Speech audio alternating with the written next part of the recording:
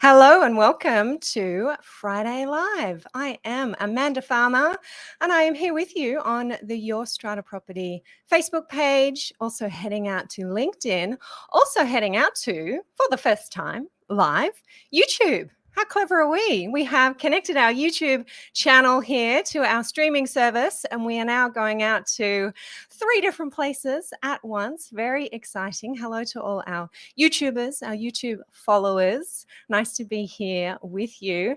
How is everybody doing this fine Friday? Have you settled in to 2022? Does it feel like it's already been a few months? I'm actually surprised that it is already the end of January.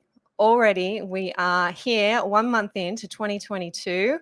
I have been on school holidays looking after my son who heads back to school next week. And as much as I have lots of fun on school holidays and try to take some time out from the office, I have to confess, I'm looking forward to getting back to a sense of routine and having those business hours to focus on our strata legal work that is piling up here, I have to say.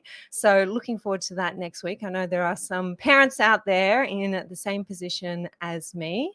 And how are you all? I can see lots of you coming on through live and many of you no doubt catching the replay.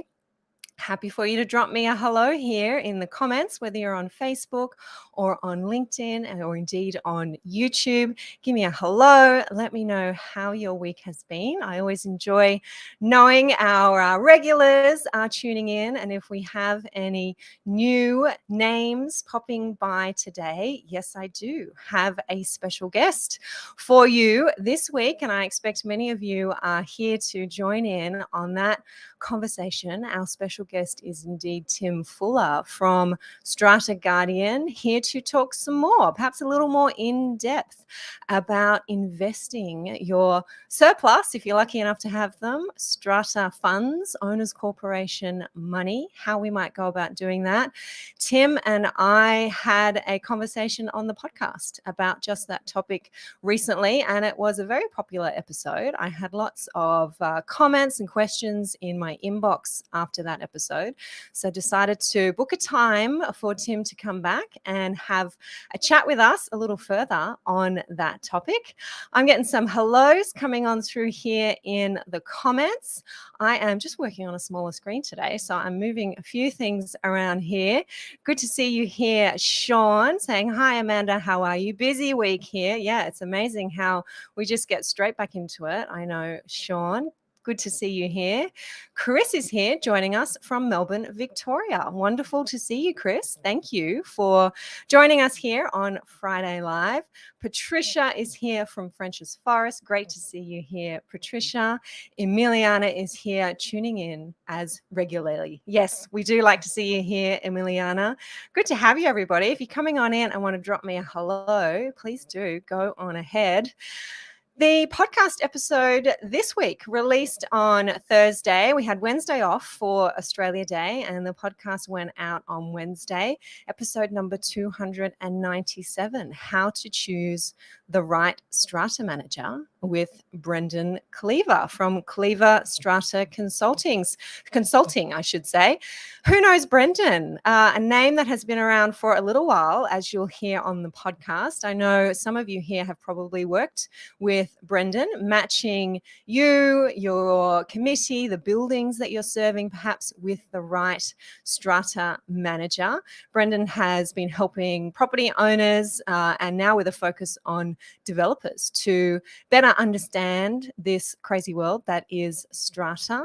And we talked about lots of great topics on the podcast. We covered a little more than I think I expected, and you'll hear me say I really enjoyed that chat. We talked about strata records inspections. There is a part of Brendan's business where they are focused on conducting records inspections for purchasers of strata apartments, and Brendan had some really insightful views on that process.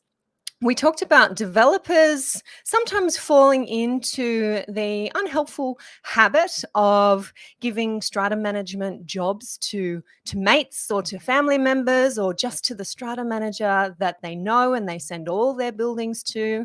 And Brendan talked quite openly about why that's not always best for the owners in that building and why he's focused on some serious consulting work there to assist developers to match their new building and the new owners with the right strata manager. We talked about strata managers who may unknowingly, unwittingly be letting down new owners at first AGMs, owners who may not have experienced property ownership before or apartment ownership, and going to what is sometimes a very large, very serious, long first annual general meeting with a strata manager up the front, sitting at the front desk, chairing the meeting, may not be the strata manager who is ultimately managing the building. It might be the licensee in charge. And Brendan has seen some meetings get a little out of hand because of the lack of empathy, perhaps, that some strata managers chairing those meetings have for new owners who are experiencing that process for the first time, and how we talked about how our strata managers might be able to do that a little bit better. I really liked that Brendan raised that. It's not something I had thought about before, and no doubt strata managers may not have thought about how to tackle that process a little better. First AGMs, there might be a webinar in that one, covering off first AGMs. And Brendan talked about how he's helping committee members to transition a little less painfully between strata managers. I am asked regularly about that process of moving on from a strata manager. I'm often asked who I may recommend as a strata manager, and I think it's great that there is a service there like Brendan's that is helping people through that process and directing them to managers, lists of managers, a group of managers that may best serve the needs of a particular building. Now, I did have a great comment in my inbox from a podcast listener, Richard. I hope he doesn't mind me calling him out. He said he found Brendan's chat very interesting, and he talked about investigating the deficiencies in purchasers' strata inspection reports in greater depth and why we really need to look more closely at those. From Richard's point of view, it's a hugely defective area, he said. Many committees he sees are holding papers back from strata managers' records to avoid disclosure on inspection by purchasers. And in many cases, Richard says the strata manager knows all about it, but as Brendan and I talked about, the strata manager is not obliged to say anything, not obliged to produce any additional records, particularly if they don't have them. And Richard was suggesting that the law needs to be reformed and needs to be tightened up in this area. If a purchaser is required to pay a statutory fee, which we are, to inspect the records, there should be some kind of warranty that is given by committee members, by owners corporations, strata managers, as to the completeness of the records. So I thought that was a really interesting insight there from Richard. He said that he's not aware of any claims, any legal proceedings arising out of an owners corporation's failure to disclose particular records, but he suggests that it is something that could, that probably will, that perhaps should happen in the future. Interesting take. Thank you for sharing your thoughts with me, Richard. And I do think there is great room for improvement when it comes to the keeping of books and records, strata records, inspections, and it shouldn't always fall on the purchaser, as you'll hear Brendan and I discuss, to hire the right person to go and inspect their records, someone who may have a relationship with the strata manager or who may be able to beat some heads, as I said, to get information that should otherwise be easily available on the record. Now, lots more comments coming in and hellos here. I'm just going to head over and call you out. Zlata is here saying hi. Hey, Zlata, how are you doing? Peter is asking me, Peter's comments just jumped around. We've got a few more comments coming on in. Peter is asking me, are there any specialist law courses available? Great question there, Peter. I will come back around to that probably after the broadcast and see where I can connect you there in a reply comment. Thank you for that question. Elizabeth is saying Happy New Year and looking forward to this. Yes, excellent. Me too, Elizabeth. Alrighty, a few conversations there I see going on. Great. This is always a great meeting of the minds, a great place to tap into some clever strata people, owners, committee members. I know we usually have some building managers, always strata managers, sometimes some lawyers tuning in. So if you have a strata question, then the Your Strata Property Facebook page is a great place to be asking them, to be tuning in, and to be connecting with like-minded people. So good to see some new names here. I do have our special guest for you waiting in the wings. I'm going to bring him in very, very soon. But first of all, I want to let you know that I have a webinar coming up for you, and good timing. It is about books and records. I am titling this webinar Bulletproof Books and Records.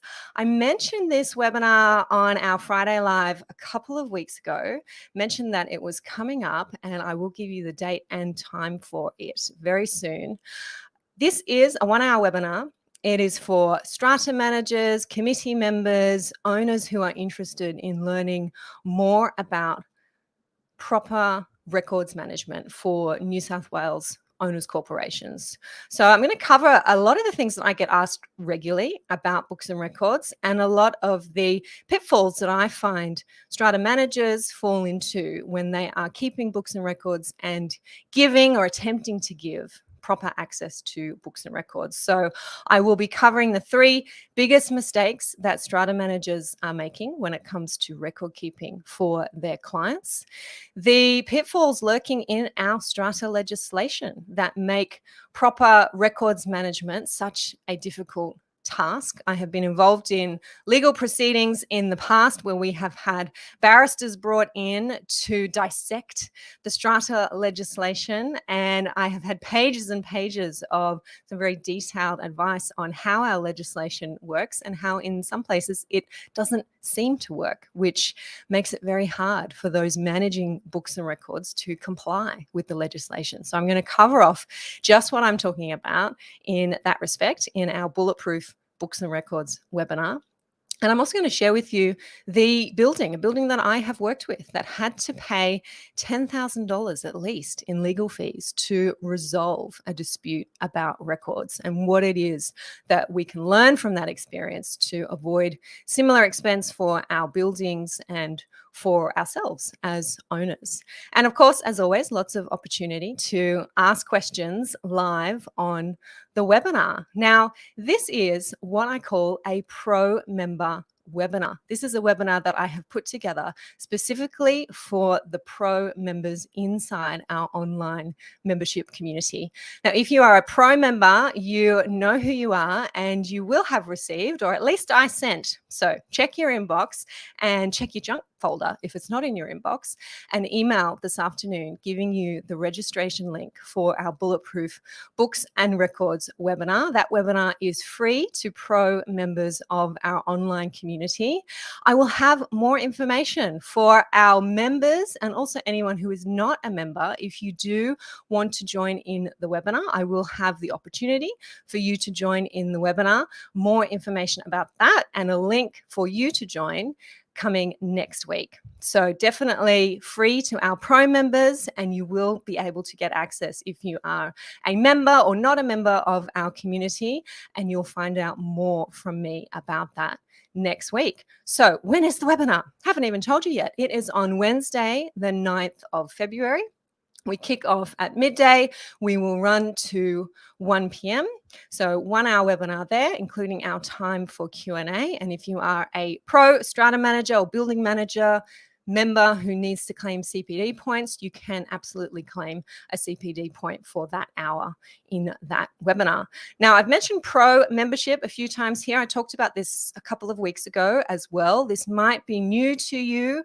This is not something that I have talked about publicly or on my webinars previously. You've heard me talk about our online membership community, but Pro membership is something new. It is something I developed towards the end of last year, and it was really in response to requests that I was receiving from strata managers and also from committee members that were members but wanted more out of their membership. So for strata managers in particular, I've been asked for years actually, if they can claim CPD points for the resources that we have inside the membership, including our member calls and our Friday Live recordings and our podcast recordings that all go inside our membership library. How can we claim CPD points for that content? We can now do that inside our Pro membership. We can also share our templates, our entire templates library with all buildings under management if you are a strata manager with a Pro membership.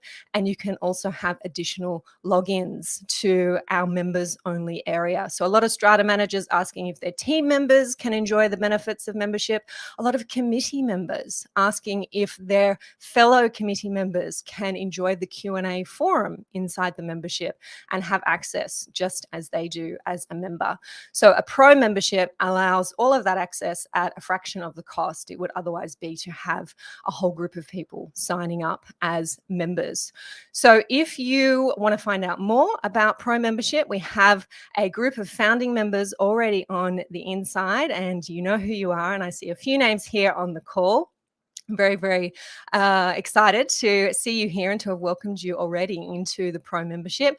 Do reach out to me. Send me an email, amanda@yourstrataproperty.com.au, or even just post a comment here where you're watching this video, and I will reach out to you to share more about Pro membership. So our Pro members getting free access to our webinar, Bulletproof Books and Records, that's happening on Wednesday, the 9th of February. If you are a member but not a Pro member, then definitely I will give you a way to access that webinar, and our non-members also a way to access that webinar. You'll hear from me more on that next week. Alrighty, so seeing a few more hellos come on in here, and I just want to acknowledge here Cheryl, who is saying hi, Amanda. Oh, sorry, Cheryl. I want to see that beautiful flower you have there. Hey, Cheryl, good to see you. Thanks for saying hi. And Lonesome Lenny is here from across the pond, and Lonesome Lenny is tuning in from YouTube. Great to have you with us from YouTube, Lenny. Welcome, welcome. Alrighty, so those are my community service announcements for today's Friday Live, and it is indeed time to welcome in our special guest for today. He is Tim Fuller of Strata Guardian. Now, Tim is the head of wealth at Strata Guardian. Overseeing daily operations and client care, he sits on the investment committee. Having worked in the financial services sector across several major national practices, boutique advisory firms, and investment companies for over 10 years, Tim is committed to providing excellent service and reliable outcomes for the Australian strata community. Tim understands that a crucial component of quality investment is ensuring that all investors have confidence in Strata Guardian's careful structuring, design execution, and lived experience for its clients. Tim is a qualified financial advisor and holds a Master's of Business Administration.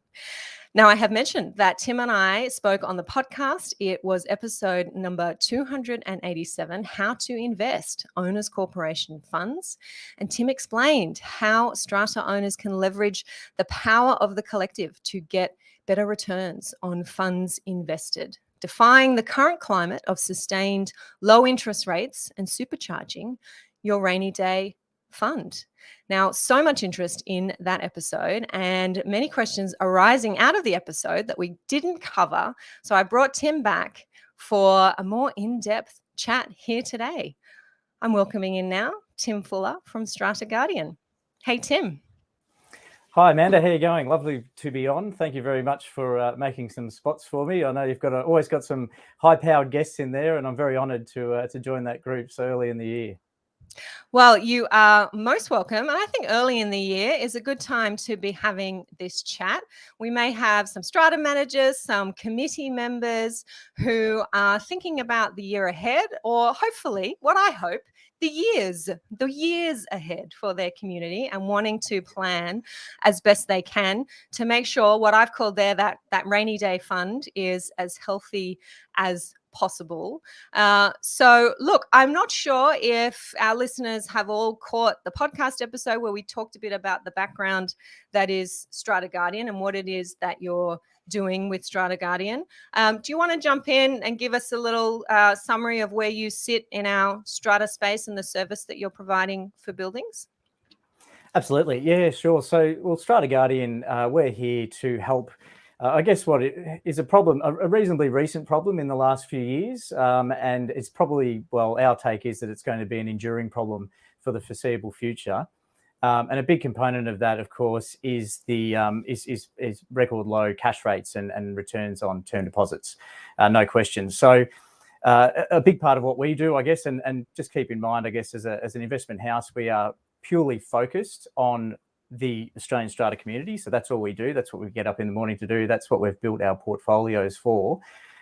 We're basically putting together, or have put together, a fantastic offer that can help to alleviate that. And we've made it very simple for people to check out. There's plenty of information on the site. And look, the response has just been marvellous. A lot of thanks to, of course, publications like yourself as well. And look, yeah, getting out into the community and really introducing an alternative to a growing problem that we've found with where people can invest their money and their hard-earned capital works funds and reserve funds and sinking funds. It's a question, I agree, that seems to be coming up more and more, and no doubt it's due to those, as you say, those sustained low interest rates, and I think more sophisticated owners getting a little smarter about money and realizing that what they're doing with their personal funds in their own lives, asking the question, why aren't we doing that with our owners corporation funds, and can we legally do that? Something that I want to be quite clear on straight up is that whilst I am a strata lawyer practicing in New South Wales, I absolutely cannot give legal advice in these chats on Facebook videos. That would be nice, but no, that's not the way that the world works. And I'll let you, Tim, make your own disclaimers. So today, what Tim and I are talking about is general information only. And if you're interested as a building, as a community, as a strata manager in finding out more about investment and how to get involved with services like Strata Guardians, then definitely get your own independent legal advice and speaking directly with Tim, who can point you in all the right directions to make sure that you have covered your bases, is really important. Absolutely. Yeah, look, it relies on the fact that everybody's situation is different, both in personal, financial advice space, and of course, obviously in buildings as well. There's, all sorts of schemes out there and plans out there with all sorts of needs. And so while it's great to get information in a general sense, you need to go to the source, and we're always willing to have a chat around your building situation and where we might be able to help, of course. Now, Tim, one of the questions that came out of our podcast chat, or indeed I was asked by a few listeners after we published that chat, was around the apparent great power that strata committees, executive committees, councils of owners, as we might call them in Western Australia, the great power that they have to make decisions about what to do with owners' funds, capital works funds, administrative funds. And I was asked the question, Amanda, is it true that my strata committee can just decide that we've got $200,000 in the capital works fund, we want to invest that, we want to get a better return on that rather than just have it sitting in the bank? We're going to go and have a chat to somebody like Tim at Strata Guardian and work out our options, and then we're going to make a decision and invest that money without going back to the owners, without asking their opinion, without having a general meeting resolution. Can we have a chat around that? I know you serve various jurisdictions in Australia. I'm in New South Wales, so I have a view on the New South Wales position.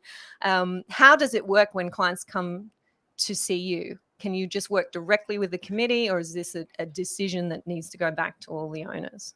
Yeah, look, it's a great question, Amanda. Look, once again, you know, there's many different ways to get to a decision.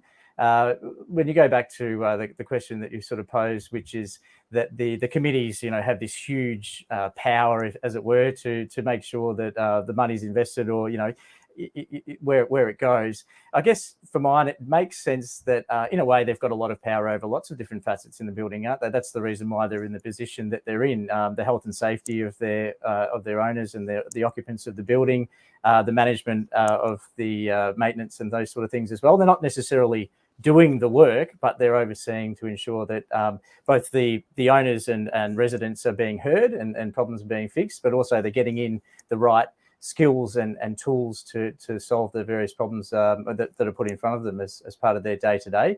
And I kind of, in a way, see ourselves in a similar vein. So while most, you know, chair people and treasurers, although I speak to a lot of old accountants that seem to often land in the chair of treasurer in these committees, which is great, that you sort of say, well, look, as a service, you know, we've got a duty to our residents and to people in our care under our office, and we need to act in good faith, and we also need to be diligent in the way that we select providers and service people for what we needed to do. And so, I guess it's upon us then at Strata Guardian to make it very easy and have a lot of information there that ticks all the boxes to make sure that the due diligence is right for them. And obviously, there's a big communication component, not just, you know, reading what's on the label, but also talking to either the committee or to lot owners themselves. And actually, just on that point, we do make ourselves very available for the Zoom calls at committee level as well. So you'll often find there is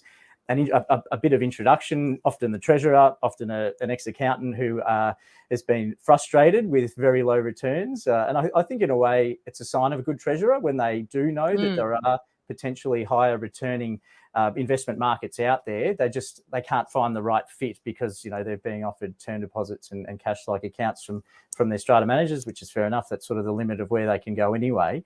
But broader speaking, I guess, yeah, once they understand money, they know that they've got rising costs that they need to meet. It could be in 5 or 10 years' time. Inflation is now the big problem for anybody that is, you know, as we know, that's investing or trying to get a yield from a term deposit. They're actually going backwards every year against inflation in real terms. And so the whole idea is that, yeah, they're getting in touch and at least putting it forward to the committee, and we can help then by speaking at a Zoom meeting anytime. Look, we're mindful of the fact that committee meetings are often done in the evening, and that's okay, to help answer questions and to add a bit of a personal touch, I guess, to you know, the online world that we live in. Now, when I was asked this question directly by a New South Wales resident, it might have been a member inside my community, I'm not sure, but I was asked the question, can the committee just have a meeting and resolve to invest in accordance with Strata Guardian's recommendations? And I've said that on my reading of the New South Wales legislation, the committee does have that power to make decisions, exactly as you say, Tim, about how Owners Corporation money is spent. However, it may not be wise to be making that decision, I've said, alone as a committee. And consulting with owners about most things is generally a good idea and one that I recommend. Depending on how big your building is, this can be as easy as, you know, getting 10 people on a Zoom call, or it could be the need to convene a general meeting and have people present to consider a motion to deal with money in a particular way. If not legally required, and this is definitely something that your building should be getting specific legal advice on in your relevant jurisdiction. If not legally required, then definitely recommended, and I think a smart move as a committee to make sure that if down the track things perhaps don't work out, committee members change, owners change, if there is a criticism of decisions that are made, there is that recorded discussion, whether it's a general meeting resolution or a town hall meeting, however it is that you've decided to consult with owners, that you can say, hey, as a committee, we did take into account what owners wanted to do, and this was the general consensus, or this was the resolution of the evening, being very clear that owners wanted us as a committee to act in this way. And that applies, as I've said, not just to these decisions about investment, but I think many decisions that our committees are making about spending large sums of money on repair and maintenance. Often a good idea to involve the owners in that decision, I think. Look, absolutely. And I think it's sort of incumbent in a way at any sort of committee level. I sit on some committees for not-for-profits and things like that, my local Rotary Club. And at the end of the day, as like anyone that's making a decision on behalf of something else, the notation element of it is crucial. Like it's a non-starter if you're not doing that properly. And that also gives you the ability then to tick and flick through the various elements that you need to do when you are in trust of other people's money, or the rights and responsibilities or safety of other people. So I think that's crucial. We're actually going, helping in that regard. So we're getting drafted at the moment through a national strata specialist law firm, some draft motions or template motions, probably a better way to put it, which we can offer on a state-by-state basis. So they are tailored to the relevant legislation in each state, which obviously just helps facilitate that decision. Now, it's a fairly new world we're stepping into now. Term deposits have paid not much for only a few years now, so we are very mindful of the fact that we're opening up new territory here by looking at other places. So we've gone above and beyond, I guess, in a way, to sort of help that process. And also from a strata manager's point of view, it's they're probably not going to have a template for something like this just sitting around that they can use. And so certainly for any strata managers that are having dealings or have been referred to or checking out what we do, please just reach out and we're happy to forward those motions through. And as I understand it, Tim, you are the only ones, Strata Guardian are the only ones providing this type of service to strata communities. That was another question that I was asked. Are you the only ones in the marketplace? As I understand it, you are, and that can be a little bit scary, perhaps. Look, it is and it isn't. I guess, it is. We are solving a relatively recent problem. If term deposits are paying 3 to 5% like they were in the happy days many, many years ago, then, the need, I guess, in the strata community for what we do wouldn't exist. Now, it is, it's an interesting world because, by breaking new ground in anywhere, there's a lot of people that, and I think rightly so, that are, that don't know about things, and so there is a little bit of resistance, and that's fine. We expected that all along. Look, I think the key thing for us is that at the end of the day, we put together what we did to solve the very issue that we were doing, and one of our members in Strata Guardian was actually one of the genesis cases for putting together a portfolio for his building. And it was really done on the back of exactly that, Amanda, that there was nothing else for him out there. And so the opportunity arose for us to do this. Yes, I see that a lot in Strata. People scratching their own itch. Founders of interesting, novel ideas, scratching their own itch and thinking, there's got to be a solution to this. Oh, there isn't one. I'll invent one. well, that's right. And look, that's, I guess, a great tribute to the strata community. It's an evolving place, as we know. It's always moving. There's always new things to deal with, and I see, from the financial side, this is just another little hurdle that we can help people get over. I just want to acknowledge Joe here, giving you a hi, Tim, there in the comments on Facebook. Thanks for joining us, Joe. Thanks, Joe. And a question here from Peter, which I think is a great lead into another topic we wanted to cover on this today. Peter's mentioned office bearers insurance. Would that be of assistance? And one of the questions I wanted to ask you, Tim, a question we'd had from a listener to the podcast. What about the liability of committee members? If we've said that they are making these decisions, are they personally liable if the investment decision turns out to be a dud one? Where do they sit? Is that a question that you get asked by your clients? Again, I know you're not a lawyer. We're not giving legal advice, but is this a worry? And is office bearers insurance the answer here? Well, look, before we sort of talk about the insurance side, and I've got an answer for that in a way. I guess there's two components, isn't there, in a role like being a chairperson or someone as a member of a committee on a plan, and so I guess there's the responsibility element, and then there's liability, which is the legal side. As we sort of spoke about before, and this is, I guess, and I can read what the Victorian piece is on that one, where they effectively give the acts are designed, and once again, I'm not a lawyer, so I'm going to muff this up and probably get a few bad comments about it. But the whole idea is that there is some protection from the liability side on the basis that they act responsibly, or they act in what's called good faith. And this is just going back to those elements where you fill in you're seen to do the duties that you're doing, or that you are, of course, doing them, and you can also show that, and that's where the documentation comes into play. And then that helps to then lower the liability on a committee, because you're filling your role, you're doing what you need to do, and once again, when it's a similar vein to choosing someone who's doing some important work, like say replacing a roof or getting contractors. And I know strata managers can certainly help in that regard as well. But there's a level of due diligence that needs to be done with any decision at a committee level, and so you need to have the information there in order to make that decision. And then that's upon us to provide that information and make sure it's fit for purpose for your building. So that's that piece. And then the other one was just from an insurance point of view. There is something called association liability insurance that is available for not-for-profits. And I had a chat actually to an insurance broker today, because I knew this question was coming, and he felt that might have been a good fit. To his knowledge, strata plans and don't often go down this path, and I think that's probably because they're happy with the decisions they're making, the record keeping they're doing, and they don't see the need for an additional cost to the plan, of course. But do you mean they don't go down the path of getting the insurance? The insurance, that's right. Yeah. So the insurance is really there to cover, effectively negligent acts, errors and omissions that happen, and those sort of things as well.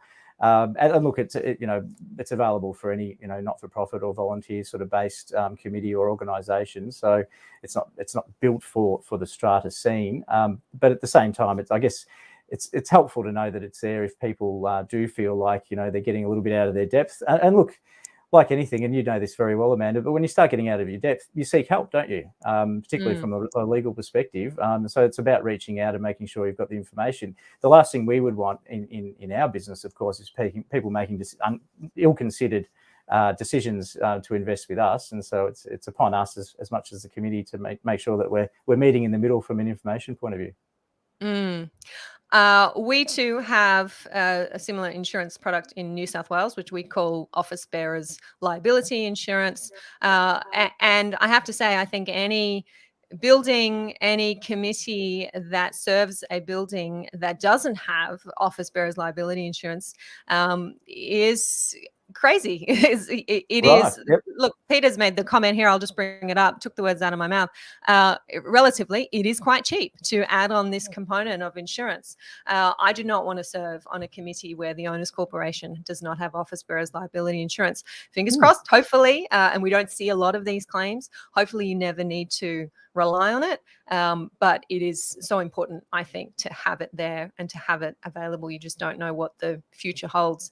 And yes, we have the same legislative provisions in New South Wales about committee members acting in good faith and with due care and diligence. And we have a section in our Strata Schemes Management Act, it's section 260, that says if a committee member has acted in good faith, then any liability that may otherwise attach to them attaches to the owners corporation. So the owners corporation can stand in their shoes as long as they've acted in good faith. And I'm often asked what that means.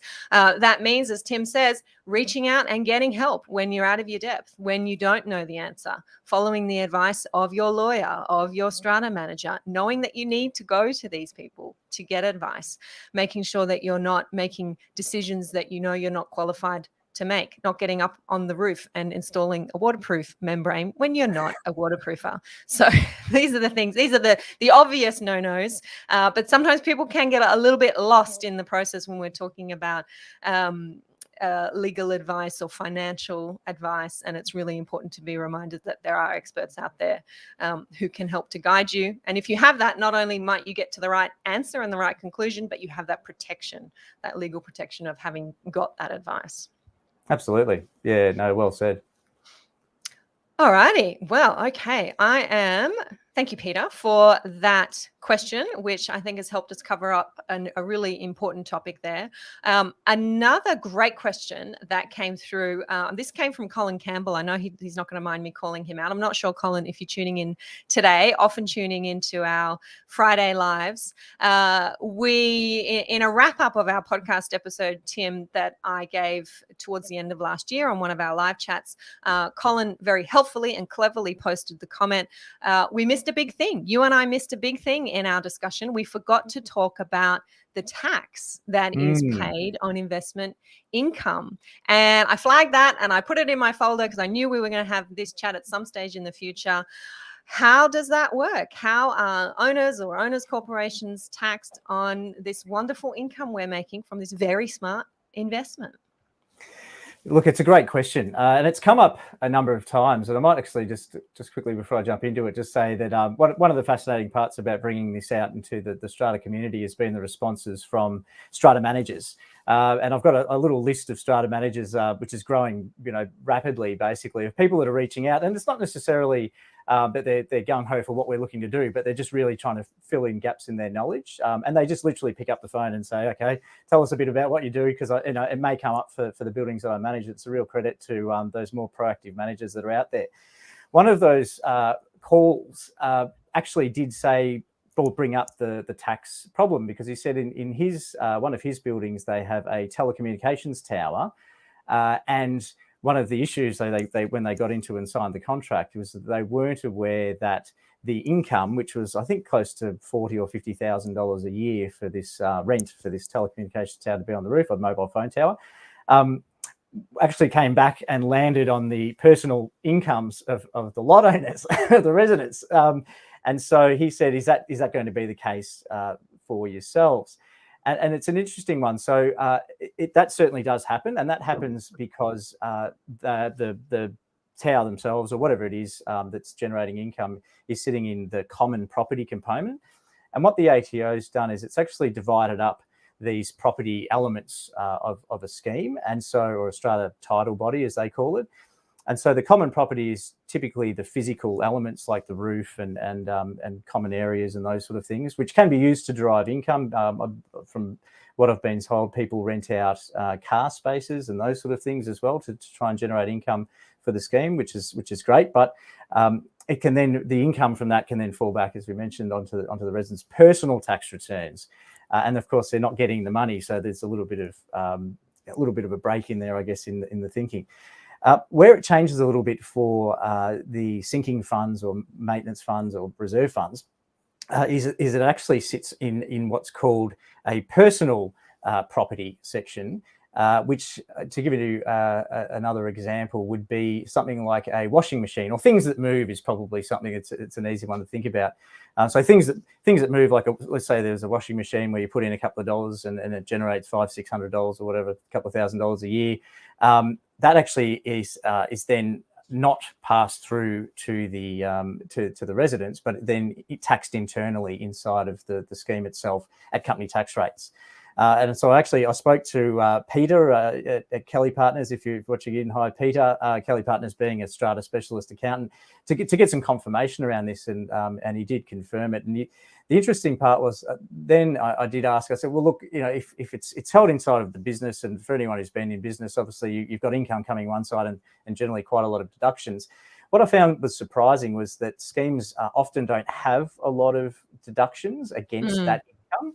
And so, because they're, without going too far down a rabbit hole, but there's this mutual side of the cash flows of a scheme or a plan, and so there's deductibility on that side. But there's if you're not spending money principally to make income, then you can't deduct it off the income on the personal asset side. So whilst I guess there is company tax rates apply, and they are coming down actually. So it's 26% this year and 25% next year.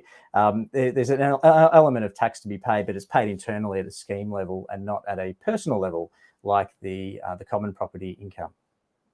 So, what's that? Sorry.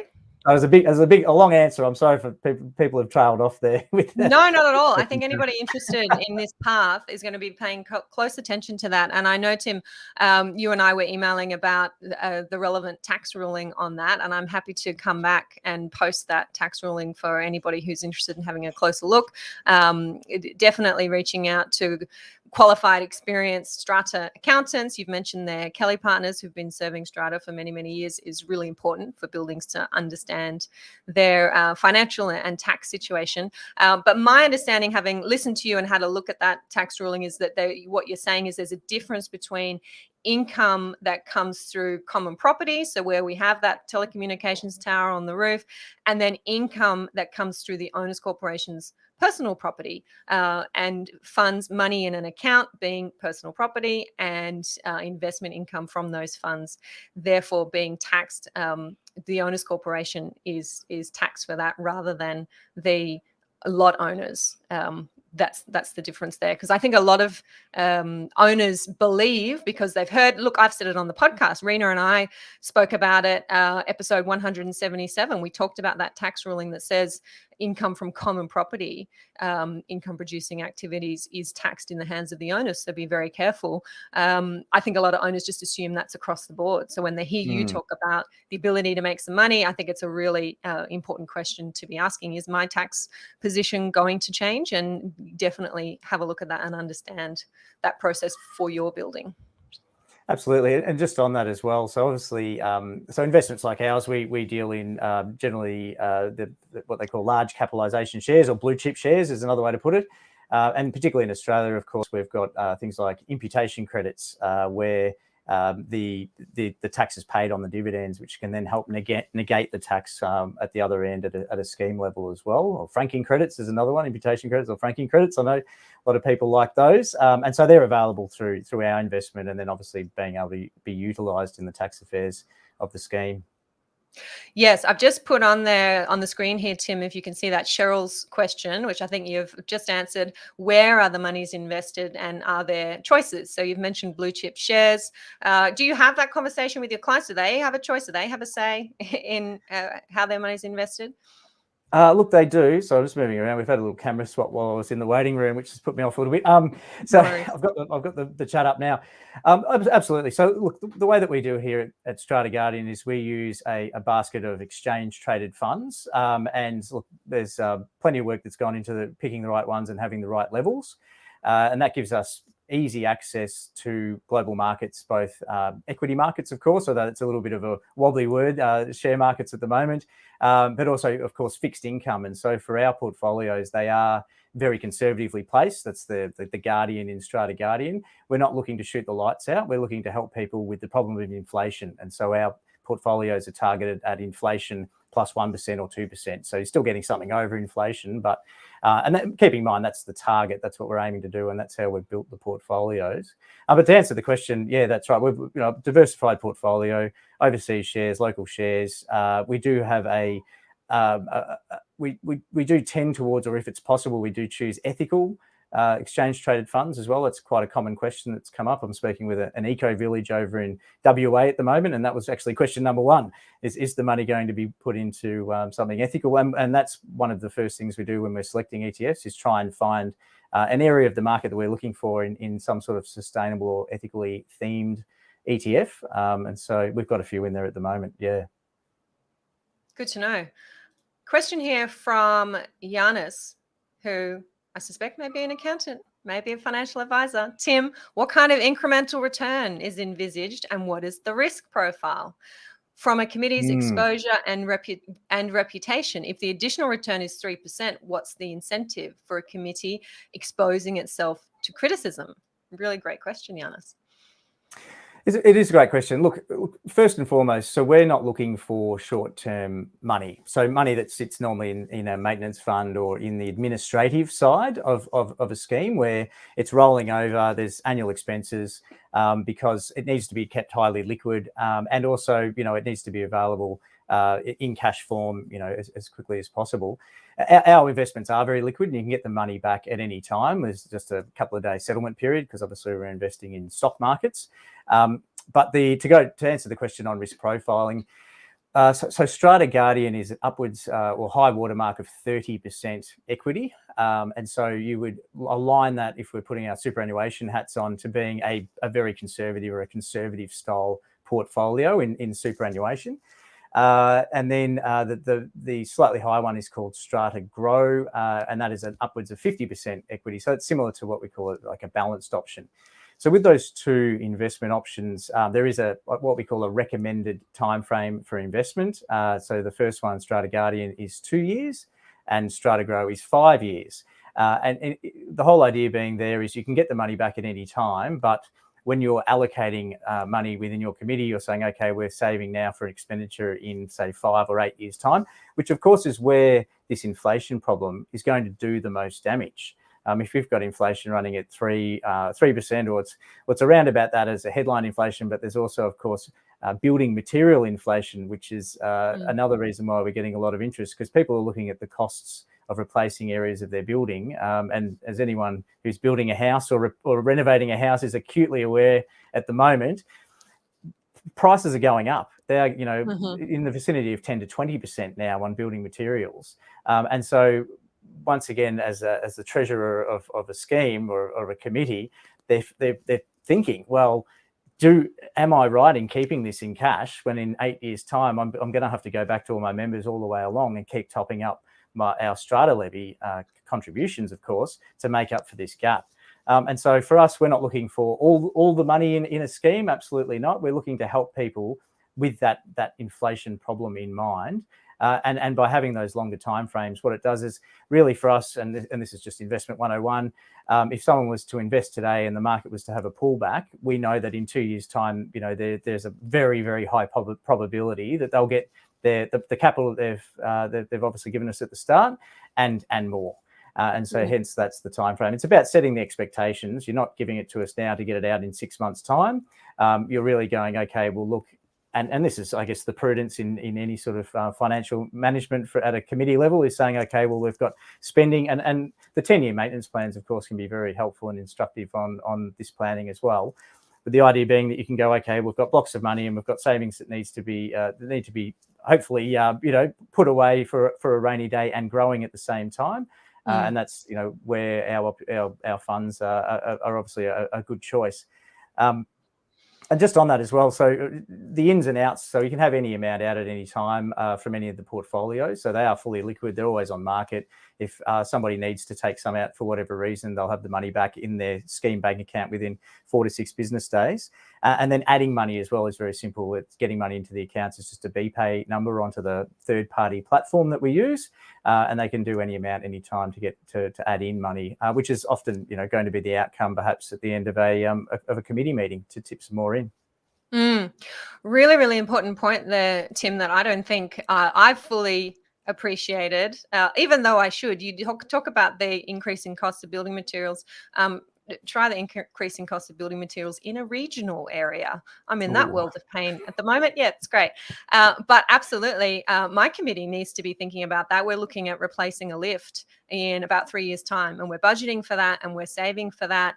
But I don't think it's occurred to any of us, and some of us are clever cookies in this space, that the lift has been quoted at a certain amount today, but in 3 years' time, it's probably going to be higher. And rather than tossing in some more money at the end, that few months before we're ready to spend, maybe looking at some investment opportunities is a good idea. So yeah, thank you for highlighting that. That's an important point. No problems. And thank you, Giannis, for that great question. There is another great question down further below my list here. I appreciate not everyone has my list. I have my list. Elaine has asked the question, in New South Wales, I understood that strata law limited investments to authorised financial institutions or investments under the Trustee Act. Such a great question, Elaine. And this is something that Tim and I covered off in our podcast chat. So Rochelle and Hanny might just post the link to that podcast episode again here in the comments for Elaine to check out. Tim, did you want to jump in on this one? Or I'm happy to. Oh, look, I'm happy to refer to the articles that are on our website. So if you go to the article section of strataguardian.com, we've done a separate one, obviously, for each state. They're remarkably similar. The state legislations are often, they're very close. There's just some little minor spots. New South Wales is probably actually the most different. So if you're in New South Wales, you are, Elaine, then it's probably worth checking out those articles. But it really comes back to, well, I guess obviously confirming that these sort of investments are okay. And indeed, we speak to buildings and schemes that have been investing outside of their, their strata manager offered term deposits for quite some time. Generally, they've got bigger balances and they're very established. One's a lifestyle retirement village. It's massive, and look, they've been doing it for many years. They went through the whole learning process of picking their own shares and being their own investment manager, and then they've got in a bond manager, and now they've come to us. That selecting your own shares is probably where we're going back to some of that liability and risk issue. I think would be quite interesting to see how that plays out. But yeah, look, more than welcome to check out our site, and then if you like, book a call and we can chat about it as well. Elaine, from the New South Wales perspective, just broadly speaking, if the strata manager is managing the funds in a trust account under the Property and Stock Agents Act, then yes, there are rules around that, and there are rules around only having money in what we call authorised deposit-taking institutions. I suspect that's what you're asking. And Rena and I had that chat on the podcast some time ago, talking about that scenario. And it wasn't until I think maybe I came across Strata Guardian, or that's right, it was a discussion in our member forum about Strata Guardian. One of the strata managers inside the forum said, Amanda, I think actually there are other options if the funds are not under management by the strata manager. If it's not the trust account that the strata manager is operating, then those restrictions in New South Wales don't apply. Definitely check out the Strata Guardian fact sheets, have a listen to the podcast episode, and absolutely, as Tim and I have said a few times in this chat, so important that buildings get their own legal advice in their own jurisdiction from a qualified strata lawyer. Tim says the laws are different everywhere. Every building situation is going to be different. So it's really important that you understand what the rules are, what the restrictions might be, and what the risks might be for your particular building. Absolutely. Yep. And we have a few minutes left, just a few minutes left. Time does fly. Peter is asking a question. So how large are these funds under management? Does it work like a hedge fund? Not sure if you can answer that one broadly, Tim. Sure. So look, we are new and out of the gate. I won't say what we've got under the management at the moment, but what I can tell you is probably a little bit more instructive from your piece, Peter, is that what we use a style of account called a separately managed account, which is a departure from a managed fund. So it's not a pool of assets that you're buying into, like a unitized managed fund. But what we're doing instead is actually building each scheme's portfolio on the day that they invest. And actually going to market and purchasing the assets and then managing it on an ongoing basis. That's got a couple of benefits over managed funds. So number one is transparency. So all of the, we call them signatories on the account, and they've got their own logins to the online platform for the actual share platform that we use called Premium, have access and have full transparency and visibility over what's being purchased on their behalf in that account. But what it also means is it starts the clock on things like capital gains tax. Often when you buy into a managed fund, you're buying into assets that have been purchased in the past, and you're also potentially buying into tax liabilities that have been enjoyed in the past. So for us, I've been dealing with separately managed accounts for many years now. I love them for that reason. I just think the transparency element, very hard to get exactly what's in a portfolio from a fund manager. It's their own intellectual property, and they keep those cards pretty tightly held. You've just got to trust them; they're doing the right thing. This is a complete inverse. You can see exactly what's going on all the time, all the dividends flowing in, franking credits, any trading that happens is all very visible to the end user, which is terrific. Yeah, hopefully that answers it. Of course, feel free to book a call. We can chat further about it, but I won't tie up too much time today on that one. Thank you, Tim, and thanks for the questions, Peter. Now is the time, Tim, to let our listeners know how they can best get in touch with you and what the next step is if they want to find out more. We will pop into the comments here on Facebook, and we'll come back around to LinkedIn and YouTube to post the links that you want to share. So go for it. Lovely. Yeah, thanks, Amanda. So obviously head over to www.strataguardian.com. There's a wealth of information there. There's all the documentation. So anything you think you might need, flyers and bits and pieces. But most importantly, if it all looks good or it looks like something you want to have a bit more of a look at, book a phone call. There's a contact us page. You can drop in. You can book a phone call for me to call you back, or you can just get onto our mailing list and we can give you a call back whenever you like. There is a phone number, of course, 1300 number as well. If you want to try, give us a bell on that one, that's fine. I find most people, particularly when they're looking at these things, they're doing it in their own time at night and whatnot. So, you can always book a phone call. You know exactly when someone's going to give you a call and then sort of take it from there. As I mentioned, we've got the ability to provide the motions soon, hopefully next week. And we can forward those through to you. We're actually working on at the moment a checklist or a starting pack, which will have those included in it along with everything else. So you can just take it along to a committee. But if any information that you feel it's required, if you just want to get the conversation started, we're dealing with one at the moment, and smaller scheme, 6 lots. And everything's just been done over email. So it's sort of an out of session decision. And we've just been able to provide enough information and sort of round robin around all the lot owners to get there. And now we're setting up their accounts. So many different ways to get there. I think larger buildings, smaller buildings, everyone's going to have different requirements, and we're happy to help, Amanda. That is something that popped into my head with Giannis's question, that it's definitely horses for courses here. It's not every building that will be in the position to have these funds available to invest for that period of time that you're saying, Tim, is required, and not every committee and group of owners that will be comfortable with it. So having that conversation with your fellow committee members and with other owners to check the lay of the land, take the temperature of the building and see if this is for you once you're armed with all the right information is definitely the way to go. It is not everybody that I chat to on the podcast and then bring on for a Friday live. But as I've said earlier on, this was a topic that really captured a lot of attention. I got a lot of questions from listeners who wanted to find out more. So I felt that it was incumbent on me, Tim, to bring you here and pin you down on a few more issues. And thank you for answering those clearly and gracefully. And no doubt that's been a big help to those who've wanted to find out more. Thank you for your time here, talking numbers, talking investment on a Friday afternoon. I know it's a bit of a reach, isn't it? Friday afternoon talking about investments, but always happy to do it. We'll chat to anybody over here at Strata Guardian. And look, it was fantastic. Thanks again. Very honoured to be on the show. Amongst so many great members of the Strata community, and obviously you're doing yourself and your listeners a great service in bringing this information out and making it so easy for people to get this information.